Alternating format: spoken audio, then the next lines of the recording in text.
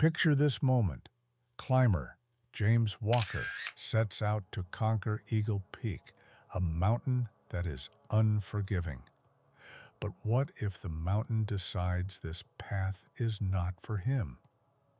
Wind, fog, and storms take away his landmarks, and his final journal entry predicts what comes next. The next day, disappearance. What is Eagle Peak hiding? Why do mountains swallow their seekers? And who or what watches over those who dare to walk this path? When rescuers go searching, they encounter inexplicable phenomena. Stones with ancient symbols, vanished footprints, and shadows that hide in the fog. This is not just a search for one person. It is a struggle with something that defies understanding. Stay tuned to find out how this story ends. Don't forget to subscribe if you want more. September was drawing to a close, and the fog-shrouded mountains seemed not only beautiful, but also dangerous. Eagle Peak, a mountain known for its natural beauty and challenging climb, has always attracted adventurers. But for 29-year-old James Walker, this mountain was more than just another test of his professional mountaineering skills. He was confident that he could overcome any difficulties. His training was impeccable, and the experience gained over years of working in the most difficult and unpredictable conditions gave him confidence in his own abilities. James has always been prepared for a challenge. For the past 5 years, he has worked as a guide in one of America's largest wilderness areas, taking tourists along the most dangerous routes, exploring uncharted areas, exploring nature and its unexpected threats. His reputation was impeccable, and he was loved by tourists for his knowledge and confidence. However, this time, things did not go according to plan. Having started his journey early in the morning, James knew that he was in for a long but wonderful day. He was counting on good weather because the forecast did not predict any dangerous storms. Everything began as usual, with full gear, a clearly planned route, and the calmness that comes with experienced travelers. The first day of the hike passed without incident.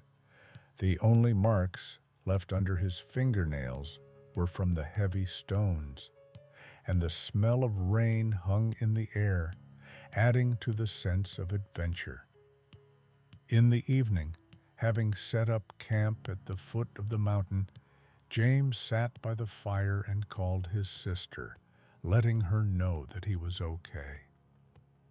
"The weather is unstable, but I'm managing to get through. I'll be in touch," were his last words. And it really did seem okay. But something strange began the next day.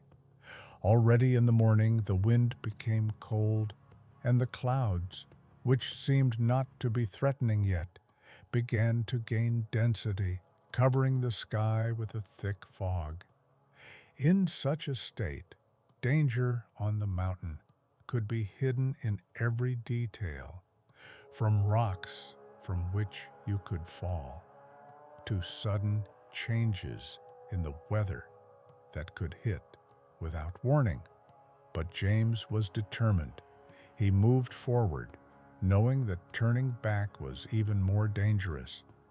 The higher he went, the denser the fog became, and with it, his feeling that he was not alone.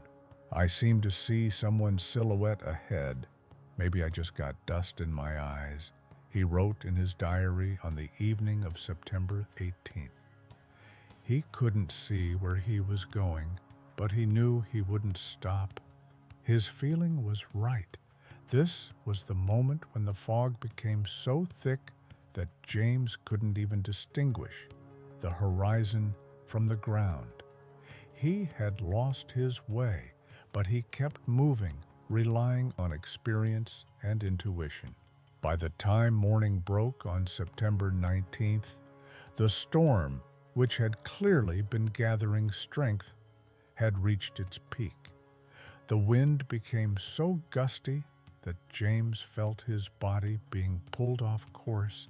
His eyes watered from the freezing rain, and the snow he had not expected began to fall more frequently. But he had no intention of retreating. He had to reach the summit. It was dangerous to linger. His last diary entry was short and abrupt. "I'm on Eagle Peak. Everything is covered in snow. I've lost my bearings, but I'll go to the end. This is what I dreamed of." And at that moment, when James began to feel himself disappearing more and more around him, his connection with the world was interrupted. The signal was gone. The rescue services could not find him. The weather continued to deteriorate, but that was it. He did not contact again, did not return. The fog was his last trace. Its emptiness concealed not only the impossibility of finding a way, but also a feeling of something unknown, ominous, as if something from the depths of the mountains began to watch him, drawing him into its cold world. For several days, no one knew what had happened to James Walker. When his family learned of it, panic set in. Rescuers were sent, but the mountains remained silent. Strange things began to happen. People who went out to search began to notice inexplicable phenomena. The rescuers felt that they were not just looking for traces, but also becoming part of something that defied them. Nature was hiding answers deep within itself, and they were prepared for anything but what was happening in these mountains. The fog on Eagle Peak had left its mark, and that mark wasn't just a void, it was a vanishing point. Several days had passed since James Walker disappeared, and his family had begun to lose hope. The signal from his satellite phone had disappeared, and the last entry in his diary seemed like a prediction of disaster. But the disappearance of one person could not go unnoticed. Soon, a search operation was organized, and not only rescuers, but also journalists, local residents, and those who, for various reasons, were involved in this strange case, began to gather around this mysterious tragedy. On September 22nd, 4 days after the disappearance, a search party including experienced climbers and rescuers set out for the mountains. It was not the first disappearance in the area, but it was the most unexpected and disturbing. James was not only an experienced hiker, but also a professional. He knew how to deal with dangerous nature, how to read its signs. So his disappearance caused great concern among those who knew his reputation. The mountains that had seemed so unfriendly and mysterious were now the object of everyone's attention. Nature had never been gentle here, but now there was a sense of unease in the air, that something more was lurking behind it.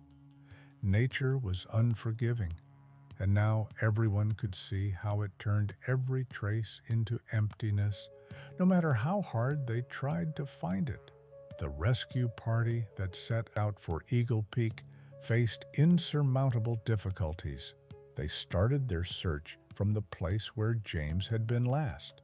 There was nothing strange about his camp except for one detail.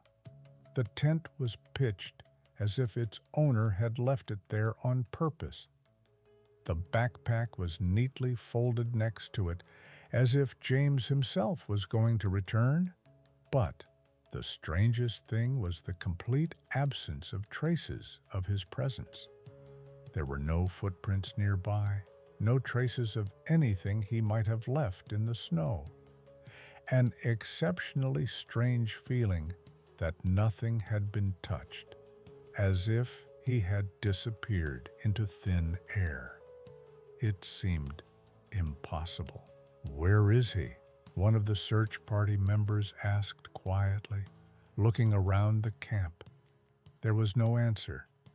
Only the cold wind that always carried snow burst from under the mountain peaks, creating the illusion of emptiness that swallowed everything around.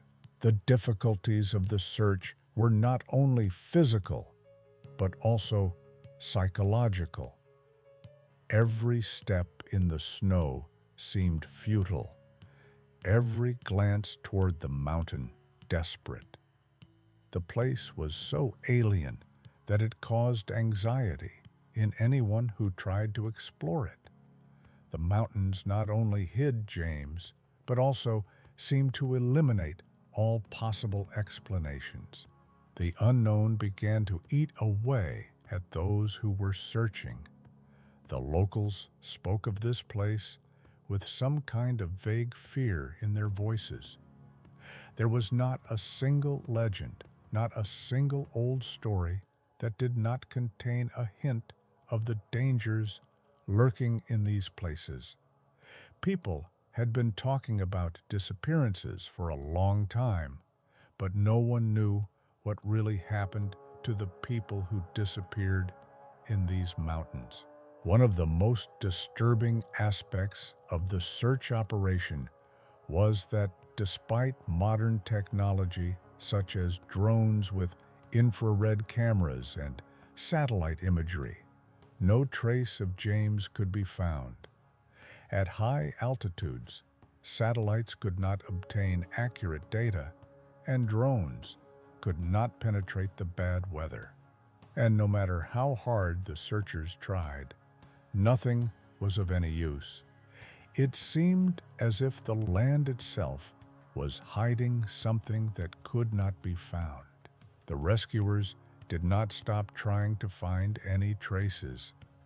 One day, in a remote part of the forest, they found a strange metal plate, partially buried in snow, on which an incomprehensible symbol was carved. The symbol was familiar, but no one could remember where it could have come from. The plate was old and covered in corrosion, and the symbol itself looked like something ancient, like something forgotten by time. "It's not something random," one of the researchers said, looking at the symbol. "This sign exists in several cultures, but always in the context of rituals that have long been forgotten. And in these mountains, there are local myths that spoke of such signs. They were called signs that connect people with the spirits of the mountains." This was a turning point for the entire search party. At first, they had tried to find a rational explanation, but now there was uncertainty in the air that James's disappearance was not a coincidence. They began to look for clues that might be related to more ancient practices, or even to a local culture that the locals do not discuss with outsiders. Anthropologists and archaeologists soon joined the investigation. They were interested not only in the symbols, but also in other finds, fragments of old forgotten tools, some stones carved with a certain precision, uncharacteristic for the region. All this indicated that there could have been settlements in these places that had long since disappeared from the face of the earth. But even if these were just simple traces of old cultures, they still added a new layer of mystery to what was happening. The search continued, but the feeling of helplessness became more and more obvious.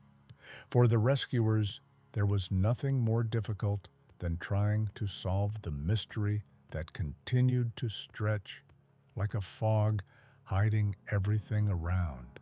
On top of that, other oddities began to emerge alongside the search operation. Locals began reporting strange lights appearing in the woods around Eagle Peak. These were not simple flashes, but something more inexplicable.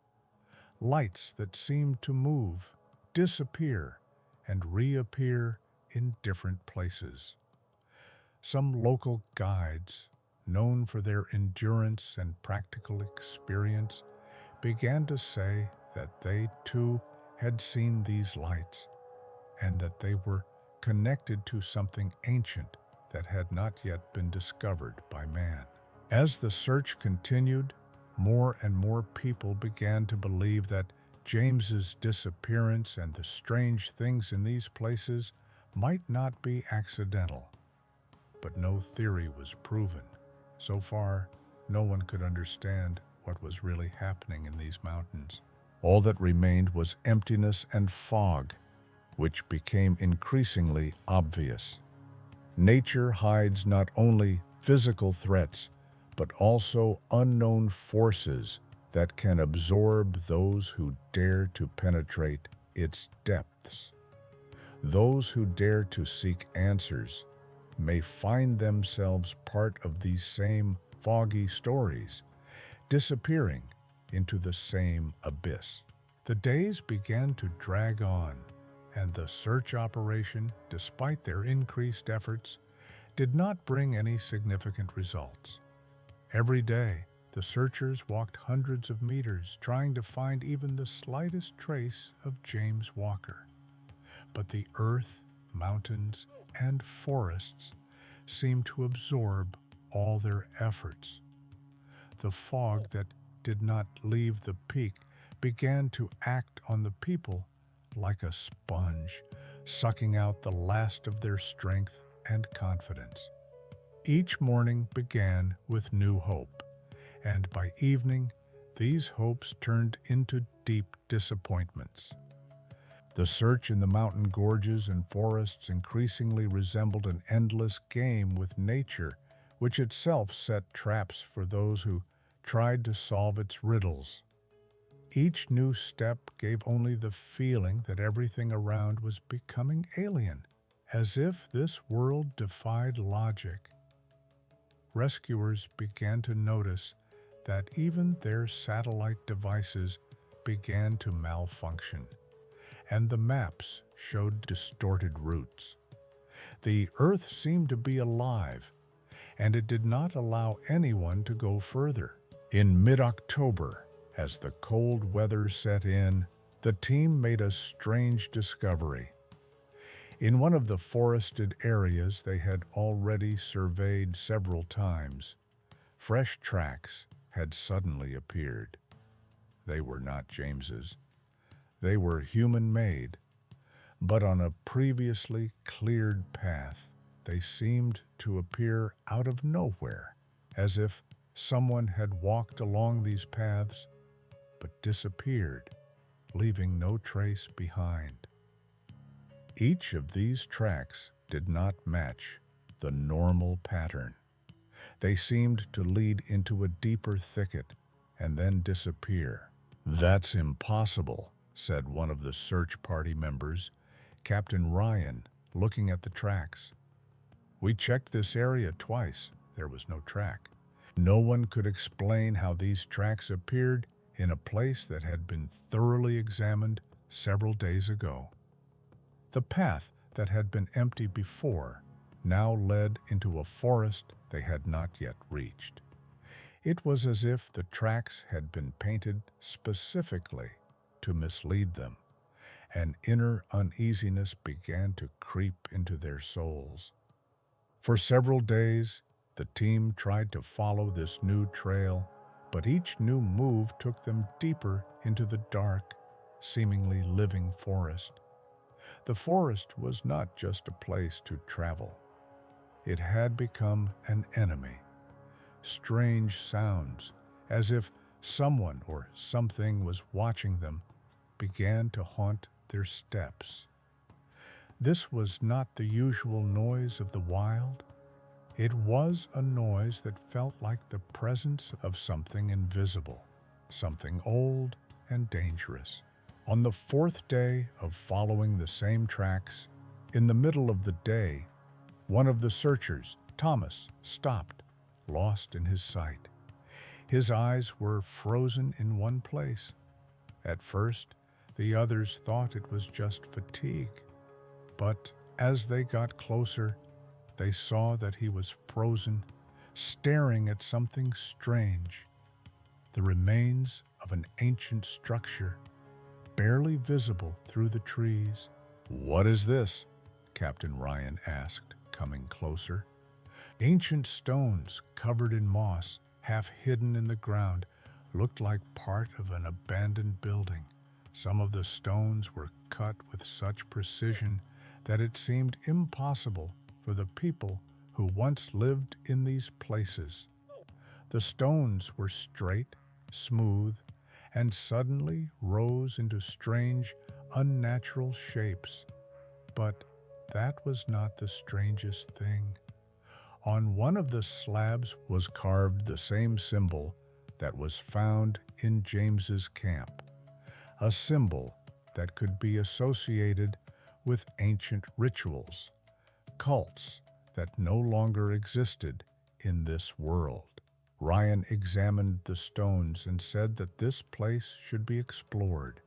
But as soon as the searchers began to examine the area, they felt something strange enveloping the air. The fog, which had previously been simply unpleasant, was now alive, dense, filling the space around them. It wrapped around them, as if limiting their movements. The feeling that something was hidden here, that one could be trapped here, became clear. Anyone who walked into this forest could no longer tell where the passage was and where he simply disappeared into the void. By this point, the psychology of the search party had begun to show its costs. People were becoming nervous, irritated, and every step was difficult. Almost no one dared to stay far from the group. But despite the internal tension, the search operation continued, and those who still believed that James might be alive were once again convinced that the tracks led to the place where this truth was to be found. One evening, as they were setting up camp near this mysterious place, something strange happened. Thomas, the man who first noticed the strange tracks, left his tent to make a final inspection. When he was gone for too long, the others began to worry and went looking for him. They found him nearby, kneeling, facing the stone, making no sound. In his hands was the same stone slab with the symbols. But what struck them most was that there was now another symbol on the slab, the same one that had been carved earlier, but it had now been supplemented. This new detail was bloody. Because of the reflection of the light, it looked like blood, but no one could figure out what it was. Something had changed. They felt as if the forest was breathing, as if the air was growing thicker. Night fell faster than usual. In the morning, they discovered that Thomas's tracks had disappeared. He was nowhere to be found. The next morning, the search party realized that they might not have been looking for James for days.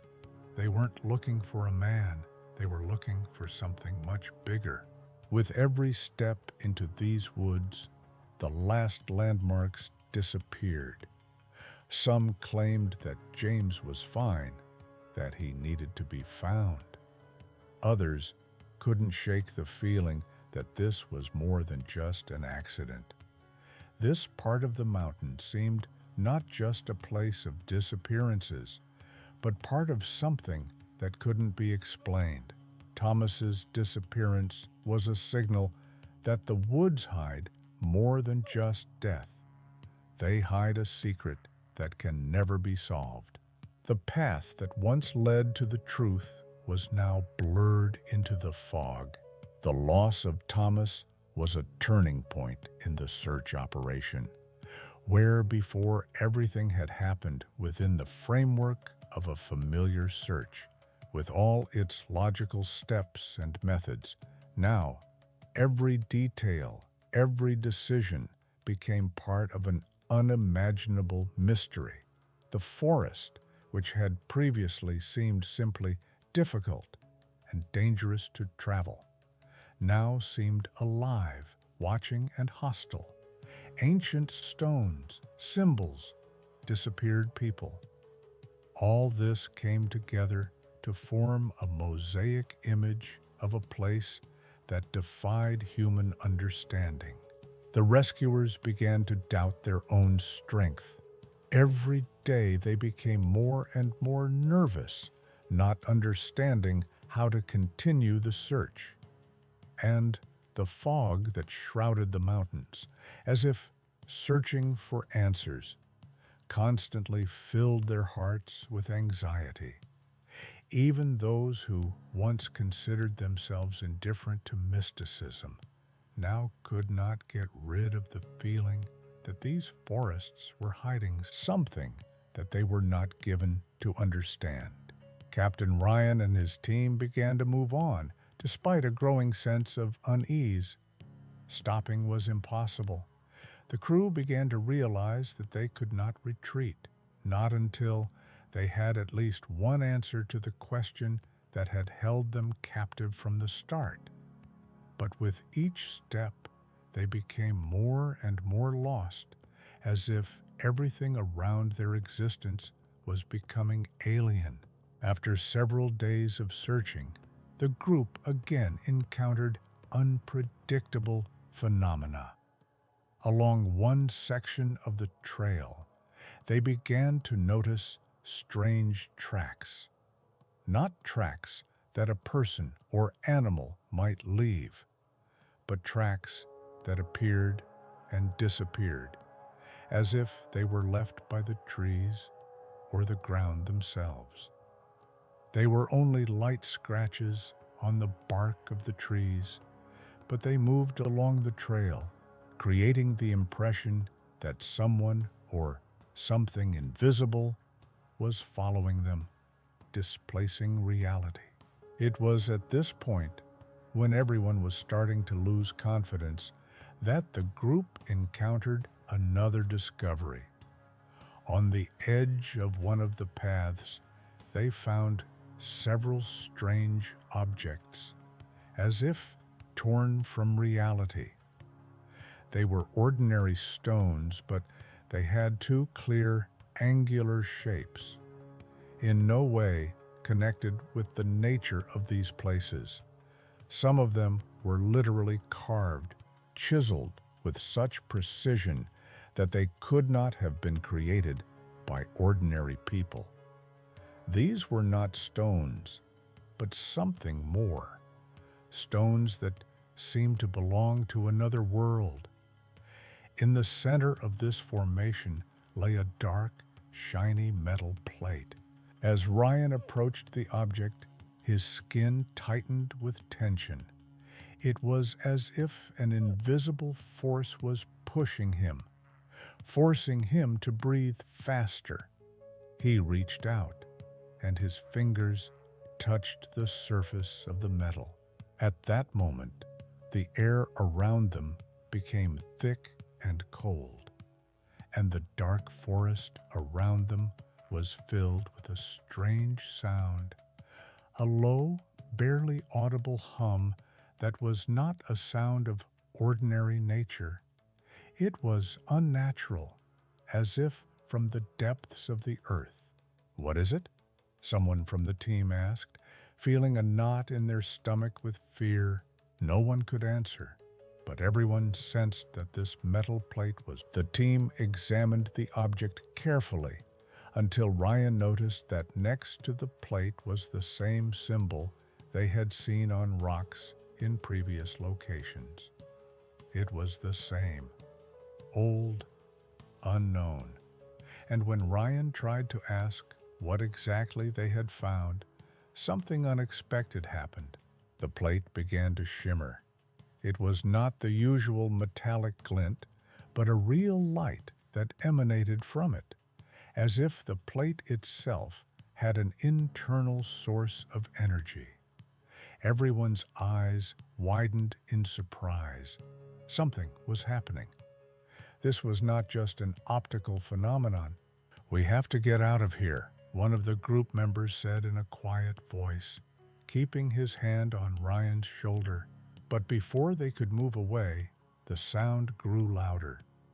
A strange humming sound, as if something huge and ancient were awakening in this place. The light on the metal plate grew brighter, and the forest around them seemed to be holding its breath in tension. At that moment, the team felt the ground beneath them tremble. The stones beneath Ryan's fingernails began to crack, and he felt his body begin to weaken. Everything around him began to seem unsteady, and the fog began to thicken rapidly, becoming almost visible matter. "Quick, let's go!" Ryan shouted. But before they could take a step, one of the figures in the group disappeared. Panic gripped the others. They began to rush about, trying to find each other, but the forest seemed to eat away their tracks. The strange light coming from the metal plate disappeared as soon as they began to move away. But the shadows did not disappear. Shadows that seemed to be moving towards them, as if watching their every move, which was the most terrifying thing. Ryan, standing at the edge of the same place where one of the searchers had disappeared, didn't know what to do next. Fear and uncertainty were all mixed together. He could feel his hands starting to shake. This wasn't just death. This was something else. The forest had become dark, menacing, and uncertain. As he looked back, his gaze fell on the next step. Another symbol hidden in those terrifying trees. This sign was old, perhaps hundreds of years old, and it still meant something. But it was not just a symbolic legacy, but something far more terrifying. The search for James and Thomas was no longer simply a battle with nature. It was a confrontation with something far more ancient and powerful than man could comprehend. Soon, amidst this horror, the group began to lose touch with reality.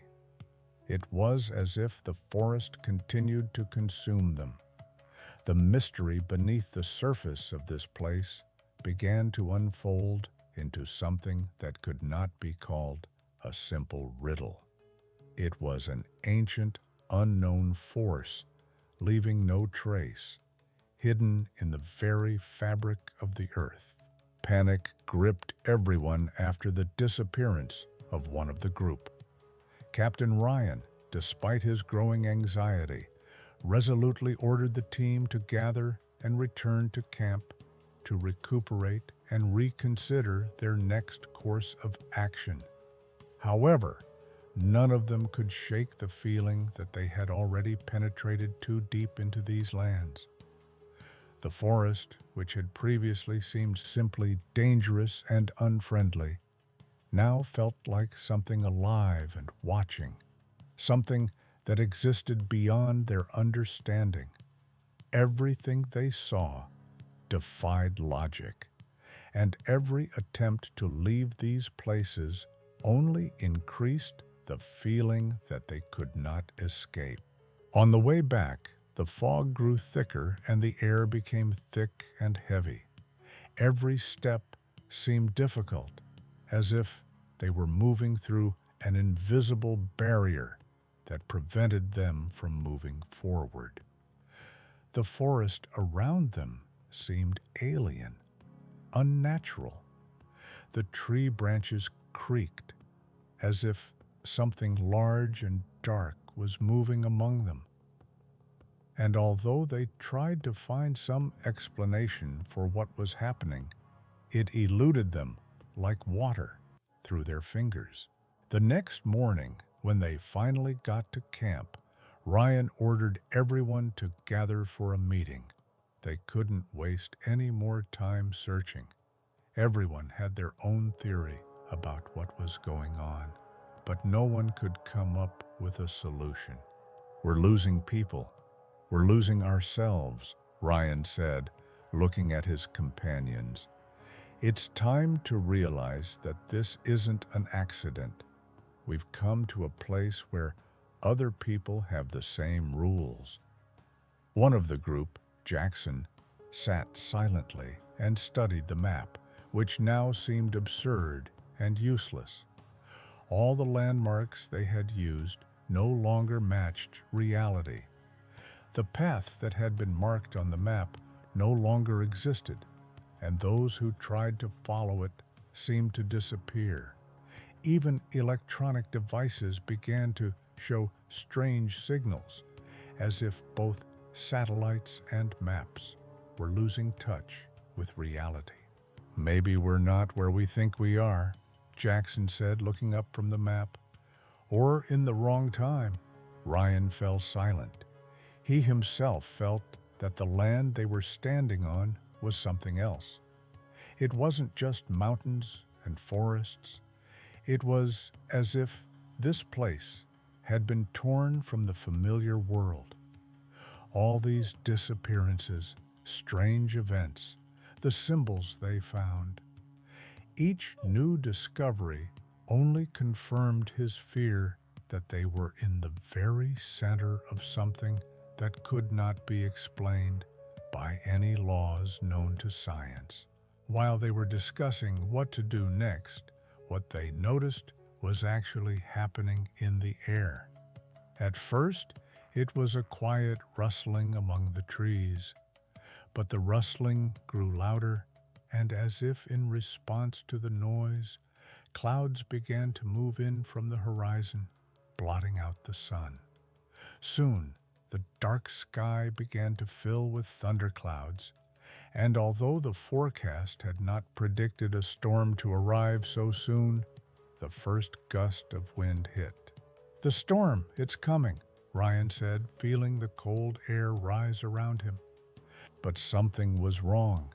This was no ordinary storm. This was something far more powerful. The wind was so strong it almost knocked them off their feet, and with each gust it seemed as if there was something more to it than just the elements.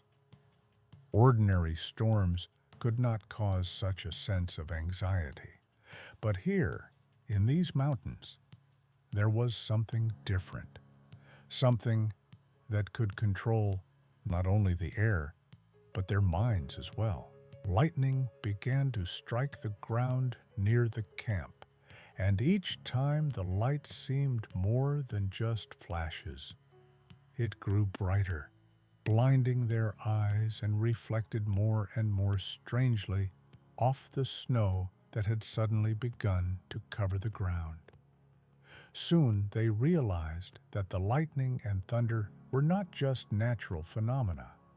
It was as if they were guiding them, as if nature itself was trying to make them follow something they couldn't see. Ryan, despite his fear, ordered everyone to gather and move towards the source of the lightning. He knew that they would not be able to stay in camp for long in these conditions.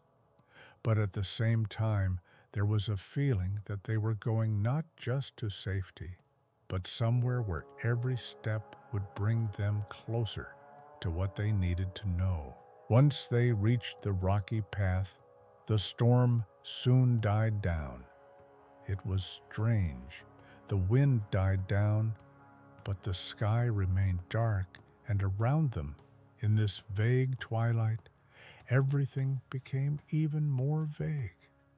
The feeling of following something invisible grew stronger with each passing minute. In the fog, they began to see lights that they could not explain.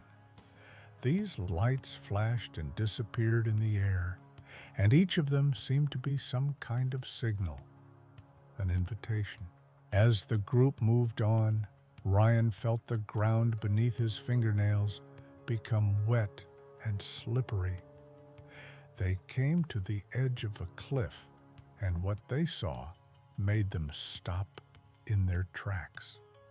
Down there, in the unimaginable darkness and mud, was a large fissure in the ground, a gaping void, like a great fissure dividing the mountains. There were several figures standing near the crack. They were translucent, almost invisible, but their silhouettes were clearly visible in the lightning. These figures did not move, did not speak, but such power emanated from them that everyone who looked at them felt something unimaginable within themselves. It was not fear. It was a feeling that they did not belong to this world, that they had become part of something huge and unknown. The figures stood there like silent sentinels, guarding the entrance to some ancient, hidden reality. Fear gripped the group, but even greater was the feeling that they could not return. In that moment, Ryan realized that they had entered a place where there was no turning back, and every action they took would have consequences they could not predict. There was something strange about these figures. They seemed to be waiting for something, and something was happening because the forest, despite the storm, became quiet and everything around became completely motionless. Ryan felt that if they didn't leave now, something important would change, but his body didn't seem to obey. His steps led him to those very figures. He took a step forward. At that moment, everything around them began to crack, and as if something enormous had awakened in the earth, a noise arose that was almost unbearable. The earth beneath them began to tremble, and the very figure that had been standing next to the cliff slowly turned, and its eyes, if they could be called eyes, met his gaze. Then they realized that the storm was not just a natural disaster. It was a harbinger, a signal that something greater was to come, and that if they did not pass this moment, they would disappear, like those who had come before them. Lightning struck the ground more frequently, and the thunder grew louder. But despite this, Ryan and his team could not take their eyes off the figures standing on the edge of the cliff. Those who saw them could not understand what they were. They were translucent, almost merging with the fog, but at the same time they felt an immeasurable power, invisible but tangible. Their presence made the blood run cold. They were older than time, as if the mountains themselves had given birth to them, created them to watch over everything that happened in these lands. Ryan stood there spellbound, unable to move. His feet seemed rooted to the ground. He could feel the air around him growing heavy and thick, as if the world itself was about to stop. The rest of the group felt it too. The silence was strange, unnatural, and every step they took seemed to break the silence. Something was wrong. The figures didn't move, they didn't speak, but Ryan sensed that they were watching. It was as if they were waiting for something. And it wasn't about them. It wasn't their time.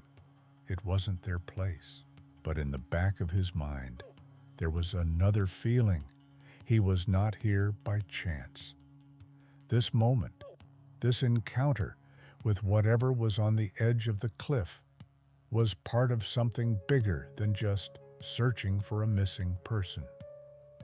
In these moments, time had no meaning. There was something here that crossed the boundaries of reality, connecting them to something ancient and unknown. Ryan took a step forward, unsure of what awaited him. As soon as his foot touched the ground, the thickening fog suddenly began to melt, revealing a dark abyss that seemed to swallow up the space around them. He felt the cold seeping into his bones.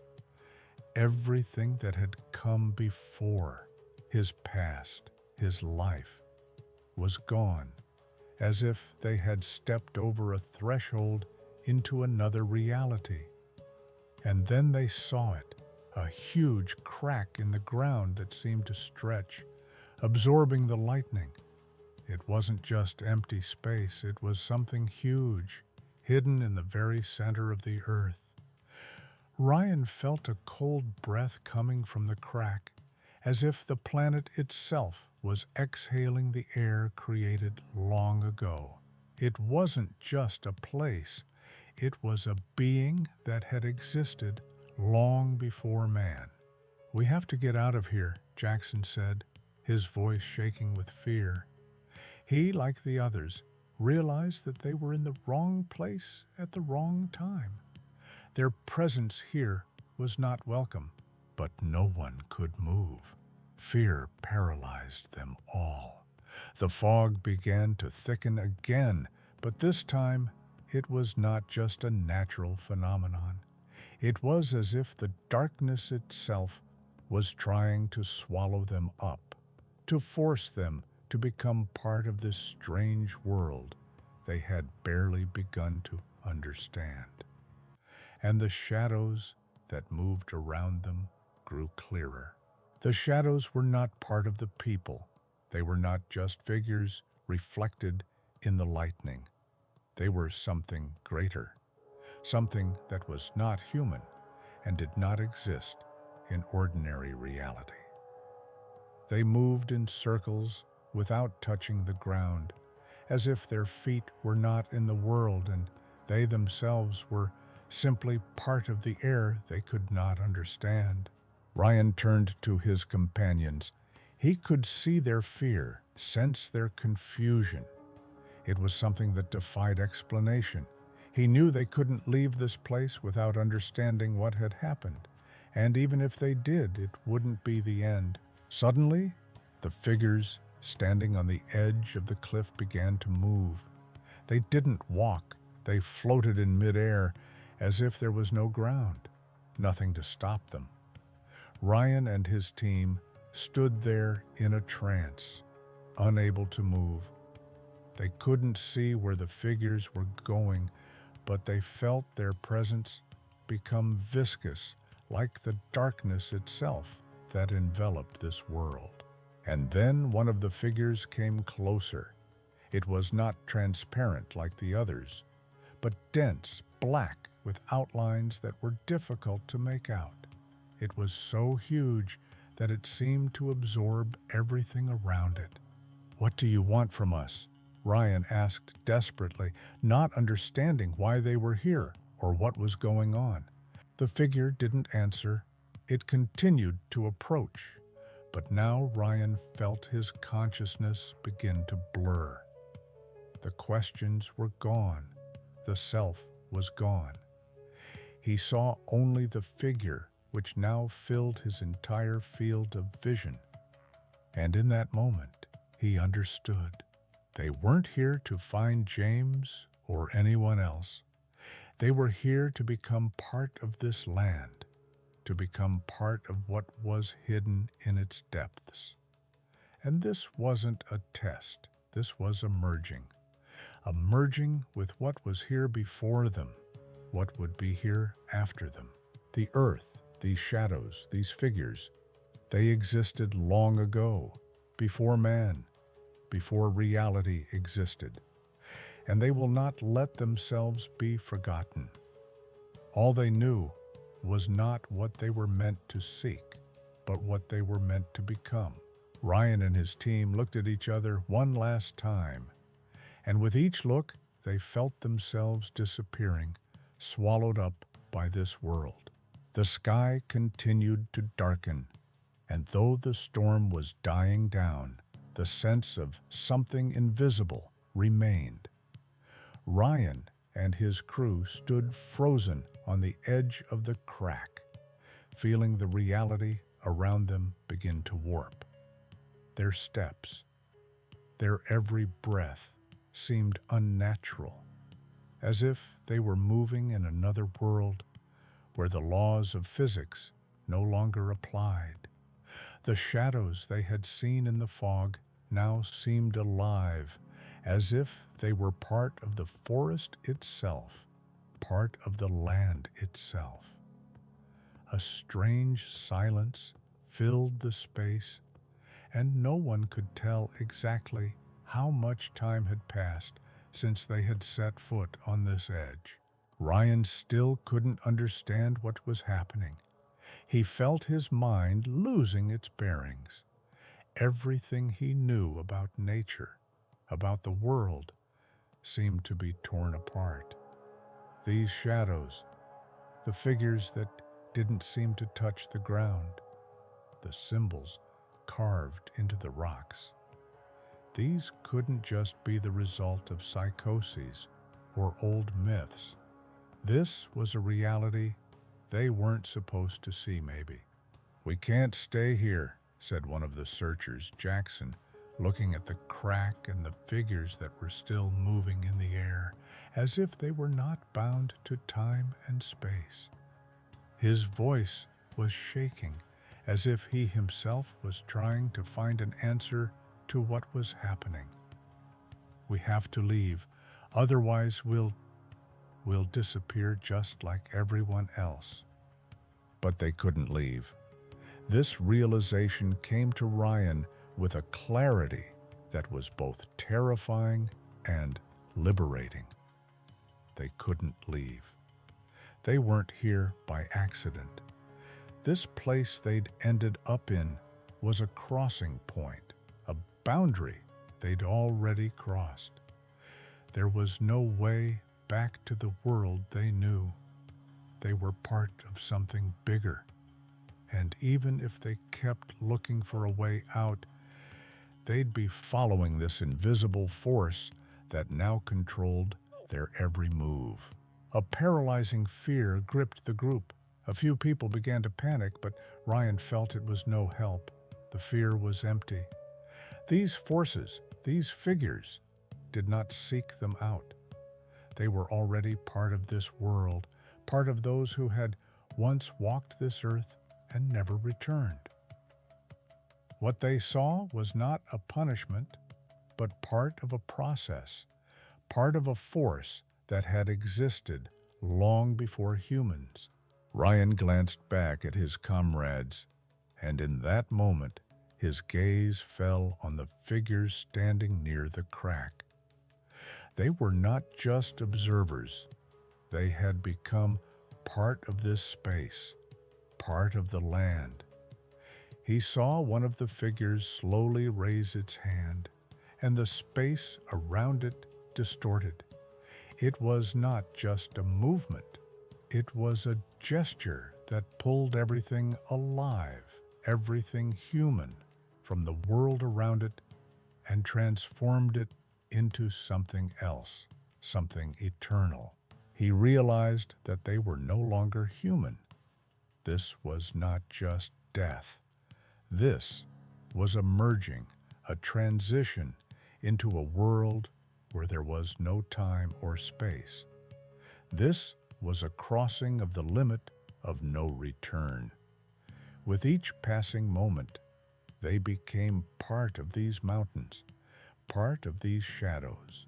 "We're disappearing," Ryan whispered, not believing his words. He felt his own body losing strength, as if he were becoming part of this world, part of this foggy, cold void. But there was something else, too. In the deepest center of his consciousness, he knew that this transition was no accident. They had not simply disappeared. This was purpose. They had been connected to this place for a long time, perhaps even before they had begun searching for answers. And now they were part of what existed here, in these mountains, in these forests. When Ryan looked up to see his companions, he realized that they were not physically disappearing. They were becoming part of the land, part of an unimaginable, incomprehensible world that lay beyond their perception. And the longer they remained here, the more they felt as if they were losing not only their bodies, but their personalities, their essences. With each step he took toward the still standing figure, Ryan felt his consciousness blur, his perception of reality dissolving into a misty space. And if he could look back now, he would see that there was no one there but shadows and stones, all gone, dissolved into thin air, becoming part of this ancient, unknown world. When Ryan and his group disappeared, nothing changed in these lands. The fog remained, the figures continued on their way, and reality, as before, defied understanding.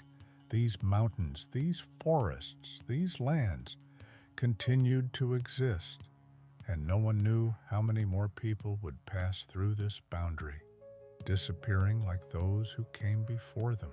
The earth has kept its secrets, and will always keep them. Several months passed, and the search operation, which had begun with the hope of success, was now considered a failure. The team that had set out to look for James, Thomas, Ryan, and the other missing persons had long since lost track. Nothing had been found. All those who had gone into these mountains had disappeared without a trace. The search was officially stopped, and disappearances in this area were no longer considered exceptional. But for those who remained, the story was not over. Relatives, friends, journalists, locals, they all continued to believe that somewhere out there in these mysterious lands, there were answers to be found. But with each passing month, people became less and less sure. The mountains swallowed up their efforts, and with each new season, the disappearances became more and more part of myth. The mountain wasn't just a place of disappearances. It was a place where time and space lost their structure, and in that unknown space, not only people disappeared, but also concepts themselves, concepts of existence, life, death. Many people went there hoping to find something. They looked for traces. They looked for meaning, but what did they actually find? No matter how hard they tried to believe in a simple explanation, they were still faced with the fact that what happened in these mountains was beyond human understanding. There were no answers. The nature of Yellowstone hid its secrets, not allowing them to be revealed. Absorbed in the fog, the vanished tracks were like a harbinger of the fact that this world was not just reality. It was something else, a crack between worlds, a time boundary unknown to man. There was no point in searching. All these attempts to bring back their loved ones, all those who had disappeared, now felt like something meaningless. They had become part of what was hidden in these places. And in the place where people had once walked, there was now only emptiness. No traces, no signs, no hints. But sometimes, when the sun's rays break through the fog, you can see something flickering. It wasn't a visual phenomenon, but rather a feeling when something vague, non-existent, but still present, fills the air. Those who return to these places after years begin to tell strange things. They feel a presence, as if someone is watching them. These are not spirits. This is not something supernatural. It is simply a feeling that some world is hidden from them, and that it continues to exist. The winds that blew during the last disappearance are now part of this air. This place lives, but it cannot be understood. For all those who once heard about James, Thomas, Ryan, the rescue team who were there, on these mountain trails, there is only one thing left. Their names will forever be on the lists of the missing, but they themselves will not leave until these places are forgotten. The Yellowstone Mountains will remain silent. The fog will not dissipate. Time will not stand still, and it will wait for no one. These lands may swallow all traces, but they will never remember those who came looking for answers. They will simply stand, and be silent.